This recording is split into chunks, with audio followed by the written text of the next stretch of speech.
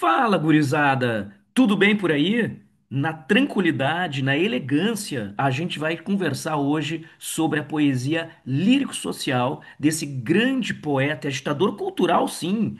O poeta nascido em Timbó, Santa Catarina, que morreu muito jovem, com 60 anos, e que este ano a gente lembra 27 anos da sua despedida, que é Lindolf Bell, o autor de O Código das Águas, que a gente passa a conversar os principais pontos, características, um pouco da sua vida literária, que vale muito a pena a gente relembrar e manter vivo na memória. Um grande poeta catarinense, gente, tá? Que tem uma obra não pequena, uma obra vasta, premiada, assim. O ponto máximo que ele acabou de certa maneira, assim, ó, com uma grande distinção, foi o prêmio da Associação Paulista dos Críticos de Arte em 1994. Grande distinção pelo livro, né, O Código das Águas. É uma grande obra, gente, inclusive, que volta e meia reaparece aí nos vestibulares, né, como leitura obrigatória. E a gente precisa conversar um pouco sobre a trajetória deste grande poeta, né, e que, além da poesia, teve uma sempre dialogou muito com as artes plásticas, né, com a pintura, um processo de experimentalismo. Então, é um autor que a gente pode estabelecer na teoria da literatura, na história, melhor dizendo, da literatura brasileira, com um autor. Claro, da contemporaneidade, mas pós aquela geração de 45, né, que estabilizou, de certa maneira, a convenção. Isso falar o terceiro momento do modernismo brasileiro, né, em que a partir dos anos 40, 50 ali, né, que a gente tem aquela geração de 45, os tais chamados instrumentalistas da língua portuguesa, da linguagem, que tivemos os principais nomes da poesia, o João Cabral de Melo Neto, né, mas que quando entra nos anos 50, 60, sobretudo, a poesia brasileira ela começa a buscar outros caminhos, né? E, sobretudo, caminhos de trabalhar com a palavra de uma forma mais experimental. E surgiram caminhos diversos e visionários para alguns, né? A poesia objeto dos concretistas, a poesia energia dos poetas praxis, né? Que faziam exatamente buscando a transformação, né, da sociedade através da palavra, ao contrário, não apenas, né, gente, mas não havia aquele alcance tão social no concretismo, né, e sim um princípio muito mais estético, por que não dizer um pouco de academicismo também ali, nas questões de experimentalismo, através dos domínios sobre áreas de linguística e tudo mais. Mas o Lindolfo Bell, né, então, ele até fazia suas escolhas lá nos anos 50 e 60, a gente precisa falar um pouquinho da sua caminhada e das suas escolhas, né? Um autor de origem, né, humilde, né, nascido em Timbó, em 2 de novembro de 38, pai lavrador, né, e que ele teve, de certa maneira, assim, ó, o gosto pela poesia através das leituras que a mãe lhe fazia, né? E estreia na literatura a partir, né, de uma, vamos pensar, uma poesia mais voltada para uma denúncia de perdas, de laços afetivos, né? Que trabalha muito com o processo de falar sobre as questões de laços, né, familiares, a questão mais voltada para a fraternidade na sociedade, né, uma densidade, vamos pensar dessa maneira, mais humanística, né, na nossa sociedade, mas falando muito também sobre essas perdas. Isso é uma coisa que atravessa a poesia, essa preocupação do Lindolf Bell, né? E havia nas primeiras obras um desejo de dizer algo com uma certa urgência, né? Buscando uma materialidade nas coisas, como se tivesse a busca por uma objetividade, a poesia como uma clareza, uma necessidade de convencimento da coletividade, porque nesse momento, logo quando ele estreia, gente, nesses primeiros momentos, o Lindolf Bell vamos pensar assim, ó, um poeta, um intelectual de ação, né? Em que buscava sempre o outro, um princípio de exterioridade, né? Essa necessidade de trazer a poesia como uma motivação, né, de tomadas de consciência, que eu não digo apenas social, mas humana, né, inclusive de ocupação de espaços, divulgar arte. E isso que fez com que, inclusive, o Lindolf Bell, ele foi como está no slide, um líder de um movimento muito significativo, né, que buscava, visava muito assim, ó, divulgar a arte poética endereçada às massas populares, né, democratizar a arte, democratizar a poesia, socialização do conhecimento e da cultura, né, que foi o movimento catequese poética, né, e foi um grande agitador cultural lá, portanto, ali em Santa Catarina, né? E que ele ocupava, né? Sempre teve o dom da oratória, né? E sempre foi muito sedutor com o uso das palavras. Então, através de poesias, recitais, declamações, havia ocupação de ruas, praças, boates, espaços educacionais como escolas, universidades, estádios de futebol, né? Presídios, viadutos. Então, onde estava o povo. Aí lembra aquela máxima do Castro Alves, a poesia do povo, aquela condição, né, popular, social, né, humanitária, a praça do povo, né, como o céu é do condor, né? Então aquelas máximas de buscar essa democratização da literatura. Isso é uma preocupação latente, uma contribuição magnífica. E isso vai exatamente então ao encontro da poesia no primeiro momento, dessa busca pela exterioridade, quase como como eu falei, uma poética da urgência, né, nas primeiras obras, né, de convocar a poesia a fazer exatamente esse chamamento popular, né? E isso ele democratizou, ganhou muito, né? Se popularizou o Lindolf Bell em Santa Catarina e nesse conceito de vanguarda, aquele que está à frente, né? Não digo do tempo, né? Mas à frente com uma grande liderança intelectual. Isso ele sempre fez, né? E com isso, claro, isso é importante registrar, porque esse movimento, gente, da catequese poética, que é uma marca, né, nas jornadas intelectuais, e está marcado na poesia de Lindolf Bell, né, quando lançou o movimento catequese poética, foi 18 de maio de 1964. Então perceba assim, ó, que fazia pouco mais de um mês da instauração do terrível golpe militar no Brasil, né? Então, ele faz parte de uma sociedade, de uma geração, de uma juventude que é marcada por um processo de pós-guerra, percebe isso, né? Um princípio forte que estabelece de Guerra Fria, e aqui no Brasil, como na América Latina, né? Atravessado, eivado, né? Portanto, por processos ditatoriais, regimes de exceção, de terríveis arbitrariedades, censura, silêncio imposto, perseguições, autoritarismo, e a poesia do Lindolf Bell, né, como de outros também ali do seu tempo, né, é uma poesia de valorização, né, do dia a dia, do cotidiano, pensando a poesia com uma força transformadora, né, versos livres com uma vida livre. E é o que não se tinha nesse tempo, né? Então, ele vai trabalhar muito com isso, gente, tá? Então, essa postura de atuar como cidadão, como poeta, como intelectual, a busca pela agir de uma forma ágil, né? Agir com agilidade, mobilizar o coletivo. Isso faz parte, sim, da formação e da poesia desse grande poeta. Tá aqui, gente, tá resumidamente algumas características centrais que a gente pode estabelecer, né? Então, como eu falei ali, ó, principalmente nas primeiras obras, a temática da perda, né? Tem uma obra que marca muito, claro, anterior ao Código das Águas, né? Que é uma obra que ele conheceu isso em 60. Lembra que se a gente voltar ali, vocês vão ver, né?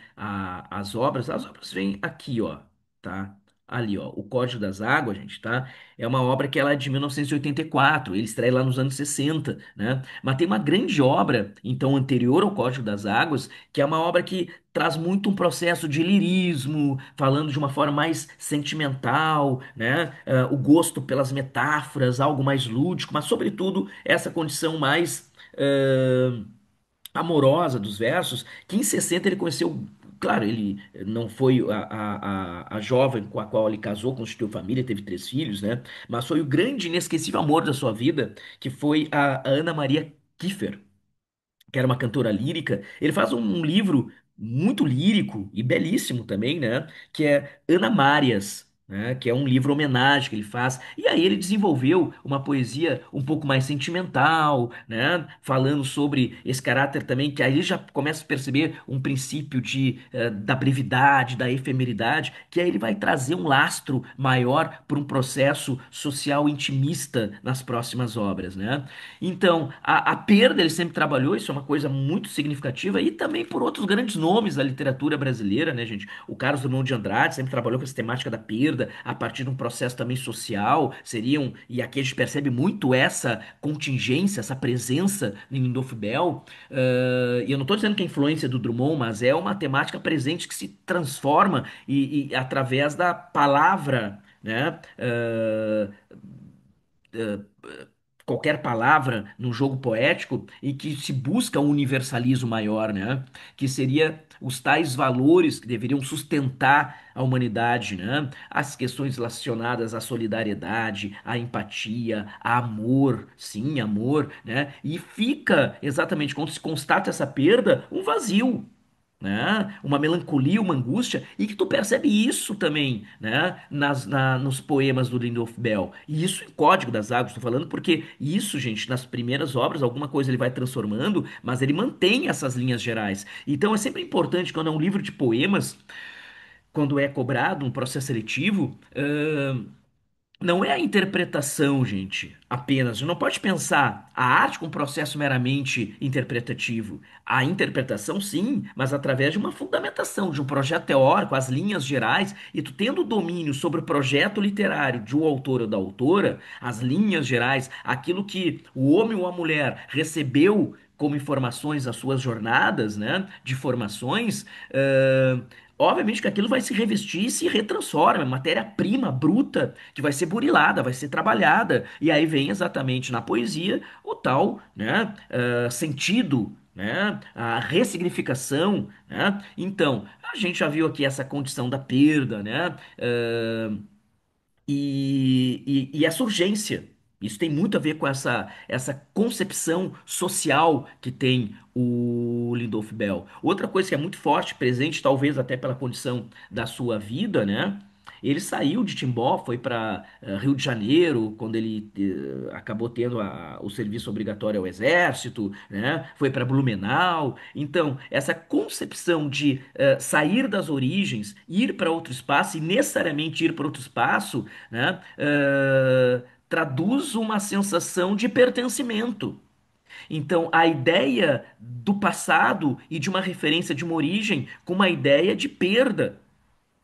Então, isso faz com que muitas pessoas, inclusive na questão psicológica, né, percebam o futuro como algo distante, mas pior do que distante é ainda esse passado que não retorna mais. Essa sensação muitas vezes de impotência, né, por não conseguir vislumbrar algo melhor do que já viveu.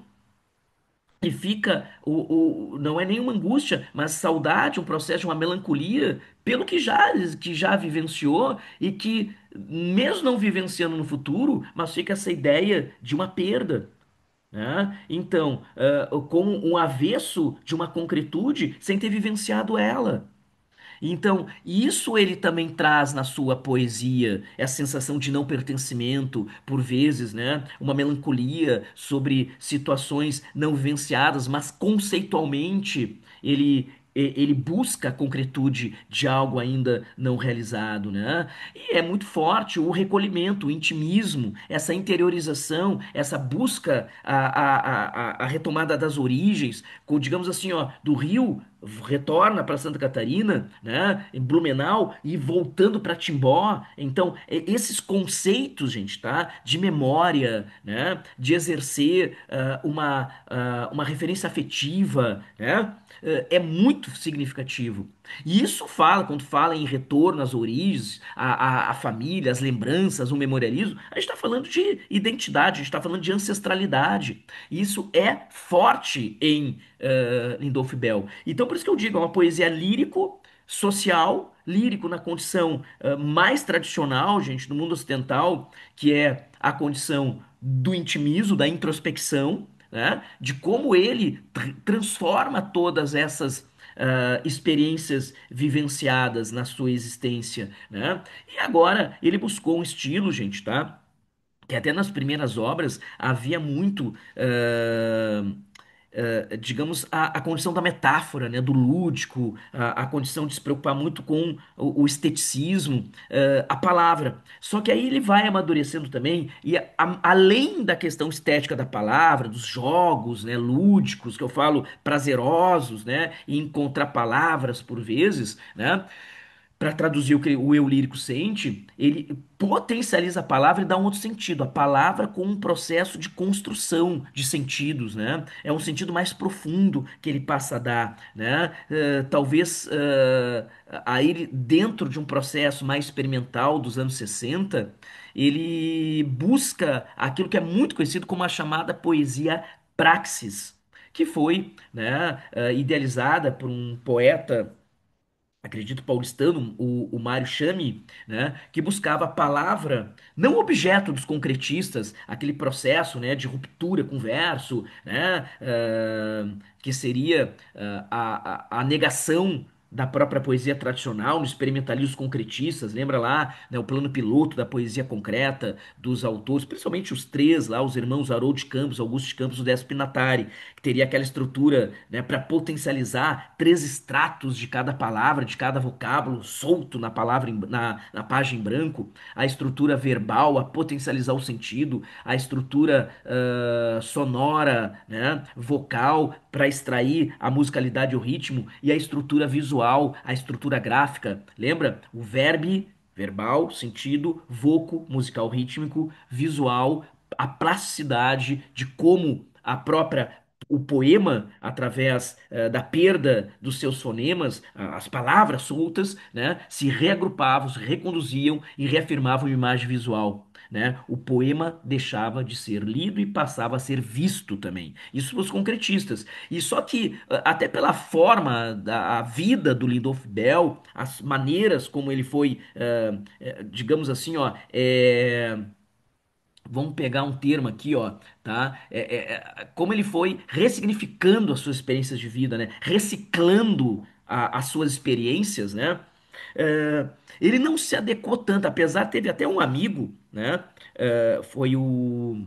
Deixa eu ver se eu me lembro aqui, era um amigo de jornadas literárias aí, de poesia, o Rubens Jardim, né? Um poeta amigo do Lindolf Bell, chegou a falar, a gente chegou lá nos anos 60, 70, fazer alguns caminhos experimentais, né? No, pelo concretismo, a condição da negação da poesia, o verso que não tinha mais o verso, era a palavra solta, a poesia era lida à vista, a estrutura verbo-voco-visual, só que ele chegou a afirmar, só que para nós, e ele falando, né, pelo amigo Lidolf Bell, o poeta Rubens Jardim, dizia que a poesia concretista ela era seca, árida da alma, como eles viam isso, né? Então, é uma espécie de beco sem saída. Então, a tal palavra objeto, apenas um processo de esteticismo, generalizando, né, pelas palavras do poeta Rubem Jardim, dizendo que ele, com Lindolf Bell também fizeram algumas jornadas buscando esse experimentalismo, mas eles identificaram mais com o poema Praxis, que não era palavra objeto, a palavra, e aí que eu acredito muito nisso, a palavra energia, que é muito forte em Lindolf Bell, até como o poeta da mobilização, o poeta da democratização da literatura, da socialização, buscando sempre a coletividade, né? Esse espectro muito forte, vivo na poesia de Lindolf Bell, fez com que valorizasse muito o conteúdo, né? Em detrimento da forma. E aí já é esse segundo momento do Lindolf Bell. A palavra, não apenas a metáfora, mas como ela constrói sentidos, né? E claro, se utilizando da poesia também visual, né? Da poesia social, que ele nunca abandonou. Então eu acredito que é um poeta, gente, tá? Vanguardista, né? E por ações, né, gente, tá? Uma coisa que é interessante, tá? Além desses grupos, daquele grupo que eu falei vocês, né, que é o movimento de catequese poética, ele sempre teve uma relação muito forte com as artes plásticas, né? Então, então ele fazia, digamos, algumas ações, né? Digamos que eram e além da poesia, né? Teve isso lá em Blumenau, ele chegou a jogar garrafas com poemas dentro no Rio Blumenau. Então ele tinha ações que iam além dos versos, né? Então eram quase que intervenções poéticas que ele fazia. Nos anos 90 teve uma parceria e ele produziu em ritmo industrial, com uma parceria lá com uma indústria, né? Camisetas que eram estampados poemas, que ele deu até um nome, né? Eram os corpoemas, né? Então ele sempre se aproximou das artes plásticas, da poesia, da fotografia. Teve projetos também como a Praça dos Poemas, Timbó em Blumenau. Então, gente, olha só, pode aparecer uma reflexão sobre não só o poeta, mas um intelectual, o agitador cultural, né? O Lindolf Bell. E claro, aí o estilo, como eu falei, desenvolveu o ritmo, a repetição. A repetição e a reiteração, gente, quando se fala em público, ele trabalhava muito com essa condição, lembra? Né? Ocupar espaços, né? Então, trabalha muito com a condição do refrão, a repetição de palavras, a reiteração, para tu conseguir entrar, de certa maneira, também na cabeça do público, né? E guardar mais, até pela retomada, uma dicção de continuidade, uma de retomada, né? Claro que tem uma coisa que ele começou a trabalhar bastante, poemas breves, né? Eu coloco aqui, ó, tem uma série, inclusive, Minifúndios, né? Em que ele tira completamente aquela disposição, né? Digamos, de uma linguagem, né, mais rebuscada, é despojada, é uma linguagem coloquial, uma linguagem direta, é papo reto, mano, o papo do Lindolf Bell. Então, a poética da brevidade, a poética da concisão, né? Então, e que vai coexistir temas sociais, né, intimistas, vai falar sobre o amor, sobre a saudade, sobre as coisas como são breves, as coisas são muito efêmeras na vida, a própria vida, né? E aí tem uma palavra que eu acho muito interessante, ele buscou muito a palavra fóssil. O que que é a palavra fóssil? É aquela palavra que tu vai escavar até achar a origem, como tu busca ancestralidade, como se busca a identidade. A questão que é anterior à memória, a palavra anterior à memória. Então a palavra fóssil, a palavra primordial. Por isso que ele abandona em determinado momento a metáfora, aquela palavra que é apenas, não apenas, tá? Mas que é a palavra objeto, até mais por um princípio de intelectualização, e tá tudo certo, não tem nada, é apenas uma escolha dele, mas ele procura uma palavra, a tal palavra, como falei, energia, com capacidade transformadora, com uma clareza que busque um princípio anterior à própria identidade, a palavra primordial, a palavra fóssil. Aí numa antologia poética, apenas vamos ler aqui, ó, alguns poemas e tentar identificar. O que que eu fiz aqui? Todos poemas, claro, extraídos, né, gente, tá? Do Código das Águas. E eu separei aqui por alguns blocos temáticos, a metalinguagem. O que que ele discute na metalinguagem? Fazer poético, lembra? A metalinguagem no processo de comunicação é quando o código debate o próprio código, é quando há uma preocupação com fazer poesia, né? Os versos debatem a própria construção, né? A palavra que eu falei, a palavra identidade, o processo do imemorial anterior, portanto, à própria memória. E aí ele fala muito de como o tempo, ele é breve, ele é efêmero, mas como as pessoas acabam adoecendo. Então, vamos pensar dessa maneira, tá? Essa relação entre enfermidade e efemeridade, né? A palavra também adoece, como o homem também adoece, como a sociedade também adoece, e isso tudo no transcurso do tempo. Então, quando há metalinguagem, ele se utiliza para discutir vários pontos, gente. Então, há uma confluência de diversos temas, né? Claro que predominando, claro, um momento vai ser a discussão da linguagem, né? Aqui, gente, só a leitura de alguns versos, acompanha aí, ó. Vamos lá, segue a barcarola de Lindolfo Bell.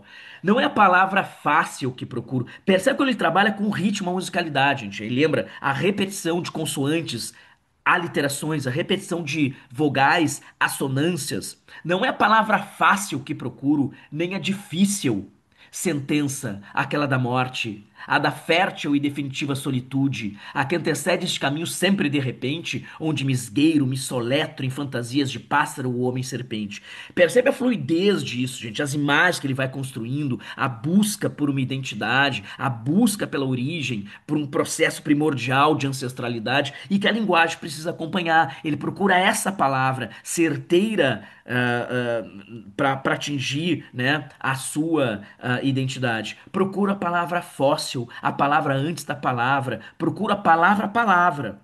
Essa que me antecede. E se antecede na aurora, de na origem do homem, procuro desenhos dentro da palavra. Sempre essa preocupação visual nesse grupo, né, gente, né, que vem dos anos 60, que é essa poesia mais experimental, mais vanguardista. Sonoros desenhos tácteis, cheiros, desencantos e sombras. Olha como ele trabalha com as questões relacionadas aos sentidos na poesia, né? Esquecidos traços, laços, olha o ritmo, traços, laços, escritos, encantos, esquecidos, escritos, encantos, reescritos na área dos atritos, dos detritos em ritos ardidos da carne e ritmos do verbo em becos metafísicos sem saída. Sinais, vendavais, silêncios na palavra enigmam restos, rastros de animais, minerais em insensatez, distâncias, circunstâncias, soluços, desterro. Palavras são sedas, aço, cinzam de faço, poemas, me refaço. Uso o raciocínio, procuro na razão, mas o que se revela arcaico, pungente, eterno e para sempre vivo, vem do buril do coração. Então a gente percebe mesmo dentro de um processo vanguardista, através dessa palavra, da busca por essa palavra anterior à palavra, a palavra fóssil, a palavra que antecede, né, na aurora o próprio homem. Então, aqui a gente começa a perceber que a escolha, digamos, experimental, mesmo que eu valorize o ritmo, a sonoridade, essa marca mais visual também na distribuição dos versos, mas não é a palavra não é objeto como era para os concretistas. Para ele, a palavra é energia. A palavra, ela vai além do formalismo. A palavra, ela tem essa força transformadora. Então, por isso que eu, se tivesse que definir aqui dentro de qual corrente das vanguardas dos anos 60 a gente pode enquadrar o autor, né, do Código das Águas, é a poesia praxis, não é a poesia concretista, é a poesia praxis, a poesia da palavra energia, da palavra transformação. O recôndito impulso, observem aqui, ó, amadureço, tudo ele fala sobre os versos e através dos versos ele fala sobre um processo mais de intimismo, né? Ele diz, amadureço na palavra que amadurece, entre fibra, sangue, desejo que entumece, no amor onde cresço, me acresço, eis a messe. Olha, pô, olha o ritmo, gente. Olha como isso é forte, na armadilha, na maravilha, na armadilha, amadurecer lúcido, lúdico, o âmago amado, o amargo âmago amado. É muito forte a questão do ritmo. Só que não é apenas um jogo de palavras que fica quase uma mudez de sentido, não. Ele vai ressignificando sons, reverberando identidade para encontrar uma origem. Olha aqui, ó, enfermidade, efemeridade. Sempre percebe metapoesia, só que ele vai além da metapoesia, ele vai debatendo temas outros, como eu falei, amor, identidade, saudade, né, sociedade. Olha só, a palavra não é nebulosa, estrela. Sequer desarticulada, a ilha de afinidades, estopim aceso, sim, águas de inquietação. Ele está falando da palavra energia. A palavra ela inquieta. Eu não posso pegar a palavra e só estar valorizando e potencializando extratos, sejam extratos linguísticos. É mais do que isso que a linguagem é vida. E a vida ela é dinâmica. E aqui define muito bem, gente, a palavra energia dele, ó. A palavra não é jogo de dados, jogo de dúvidas, sim dádivas. Dardos envenenados, selvagem silêncio. Por um fio a palavra é prata, por um fio a palavra é pata de cavalo, por um fio ato de injustiça. Não há nenhuma pressa na palavra, em seu destino de lesma. A palavra flor justa, se for bem usada, a palavra de fogo fato feita. Olha o ritmo. Fogo, fato, feita. A palavra que não faz acordo em vão.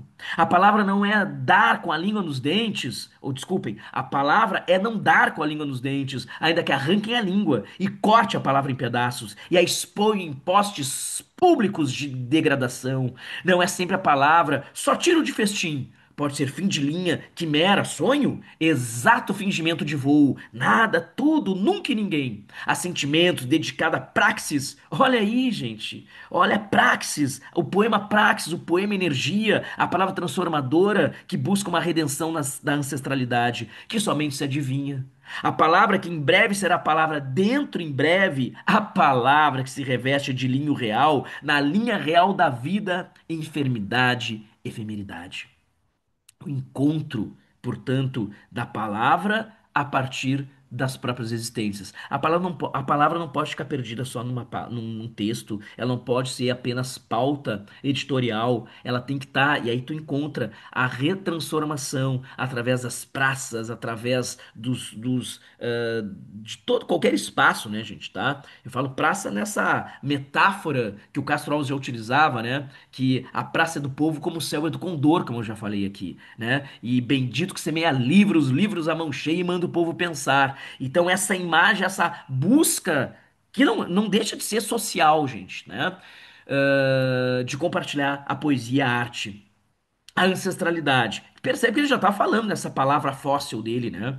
Agora, aqui tem um poema que eu acho belíssimo, gente, tá? Que a gente vai ver que é o segundo que tá aí nesse slide, mas ali, ó, o Primeira Raiz.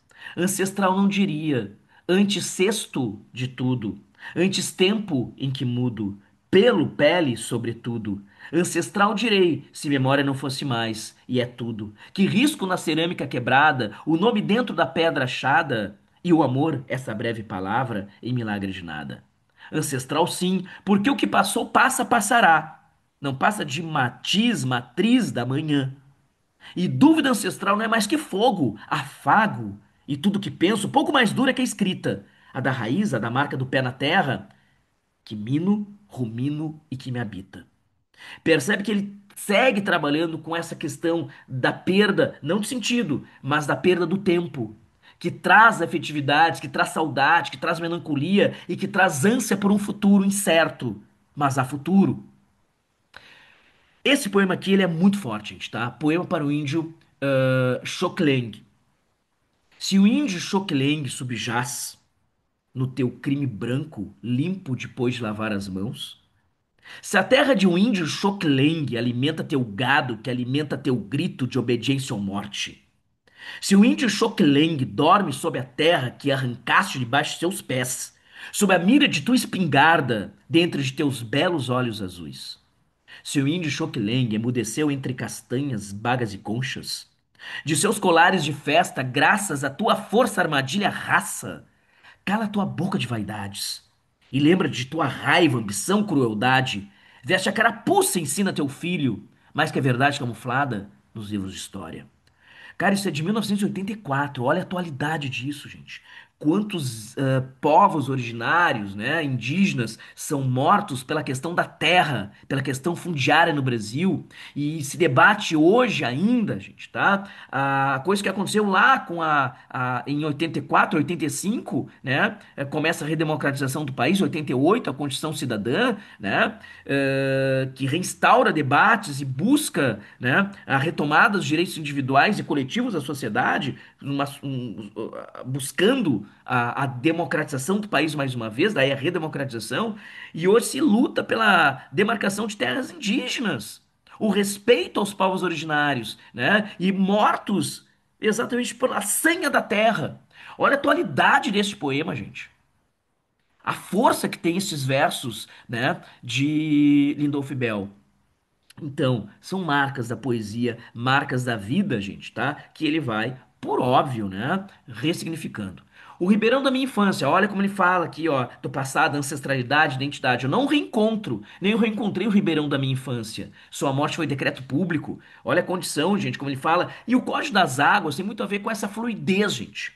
Das águas, a purificação, aí buscando também o sentido outro para emprestar um código mais lúdico ao Código das Águas, né? De evitar qualquer vestígio, não teve prestígio, não tinha bandeira, nunca fotografei. Percebe uma preocupação aqui ambiental, gente, ecológica, que é o rio, é a identidade, o rio é a ancestralidade, é a fluidez. O ribeirão dorme sob entulho, num embrulho de crueldades, dorme sob a assinaturado do decreto. No esquecimento geral dorme, e dorme na minha inútil lembrança. Nada o fará ressuscitar. Riem de minhas perguntas, caçoam do meu poema, me apontam na rua, me nomeiam entre os animais racionais, não à minha frente, em seus disfarces de lobo e raposa, não em meus olhos com seus olhos de enguia. Olha a poesia denúncia, gente. Como e aqui deixa claro, tá? Não é um poema em que percebe uma ideologia específica ou aquela famosa poesia marxista, não, gente. É uma poesia de chamamento à denúncia. É uma poesia de tomada de consciência, uma poesia voltada para isso, um despertar de consciência, tá? Mas em festas de família, sim, e sobretudo ao sussurro, sim. Ali dizem o que pensam e se contorce de rir até as lágrimas. Aí que eu falei vocês, né? Tudo isso gera uma sensação de não pertencimento, porque o eu, ele vai ao passado, ele percebe que há perdas de referências, ele não encontra elas no futuro, até para uma sociedade que ela tem outros valores que perderam, aqueles valores que deveriam sustentar, como a solidariedade, a empatia, mais do que isso, né, gente, tá? Compartilhar com o outro, colar o ombro com o outro e ser solidário. E ele percebe que isso não é mais presente, então ele se fragmenta, ele tem uma sensação de não pertencer mais. Isso vai abrindo vazios, ocos internos, né? Ó o desterro. Aqui estou em pleno século XX, desterrado por Platão, dentro do círculo da vida, não mais aberto que um não. E ele começa a ter uma poética de questionamento, né? Um princípio metafísico de tentar compreender a existência, uma poesia mais existencialista também. Que faça esse tempo entre terra e céu de ironia, em coração caracol e tempo de uvas verdes. Faça um poema. E entra a metapoesia aqui também, ó. Me desfaço. Me desfaço como um laço. Sempre a marca, né? Aquilo é o projeto do autor. A sonoridade, o ritmo. Então, me desfaço como um laço de uma caixa de presentes vazia.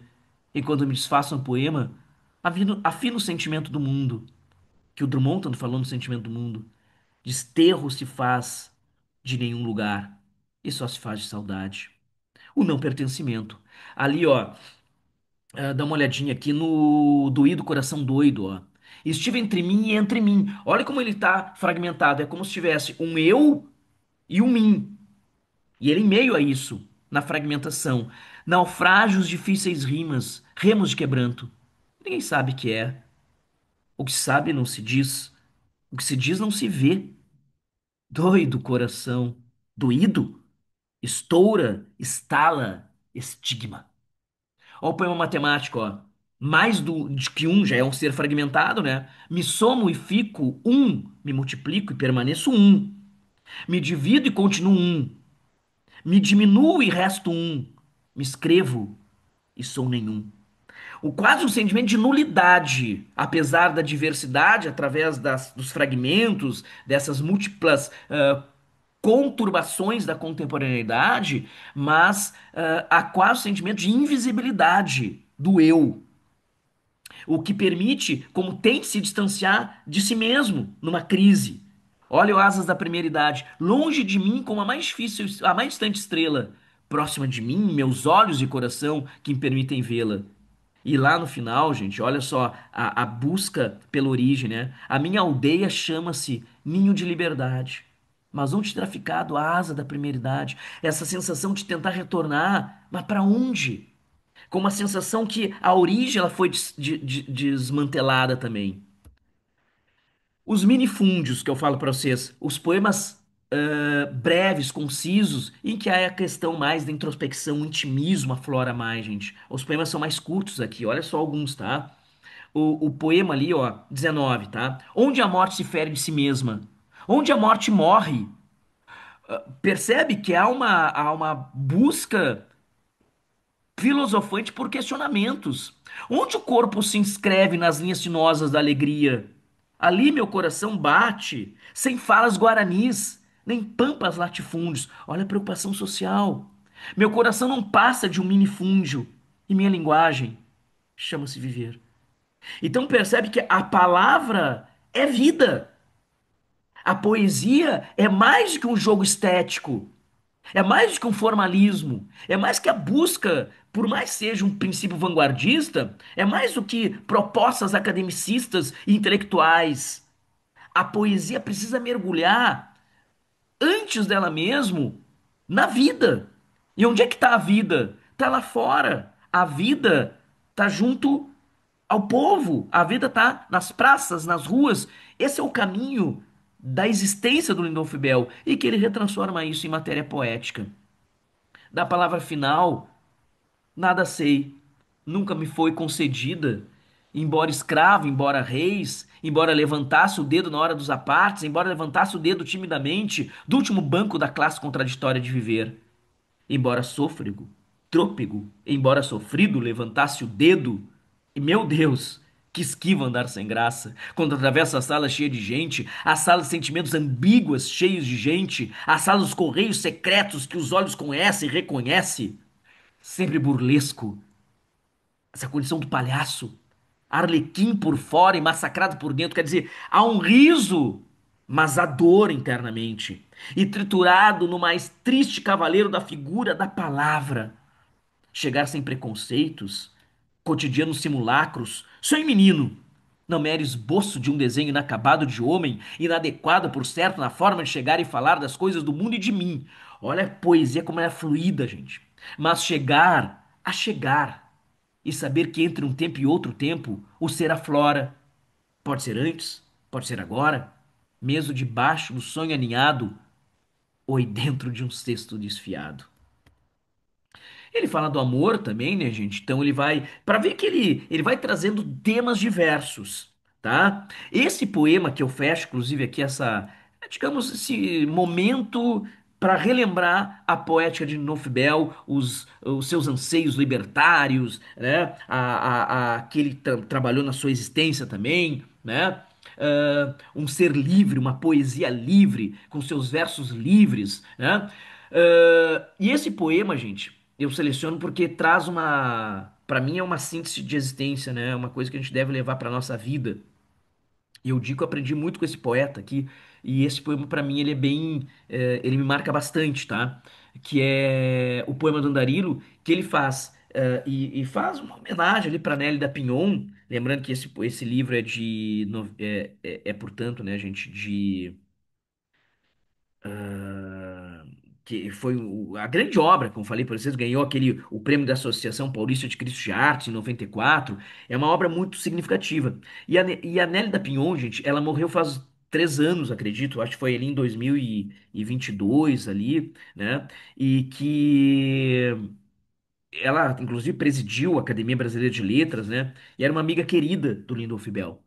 Então, talvez possa porque é um poema muito conhecido, e pela morte da Nelly da Pinhon há pouco, talvez possa ser lembrado algumas passagens, né? E tem muito a ver com essa condição da sua poética, da poética do ser que vaga, do ser que busca o mundo, do ser que se coloca com uma sensação de não pertencer, o ser entre fronteiras, né?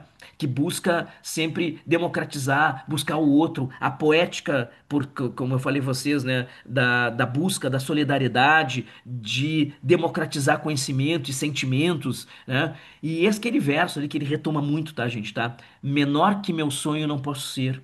Isso é uma coisa que a gente deve levar para a vida. A gente não pode ser nunca menor que os nossos próprios sonhos, a gente não pode se apequenar.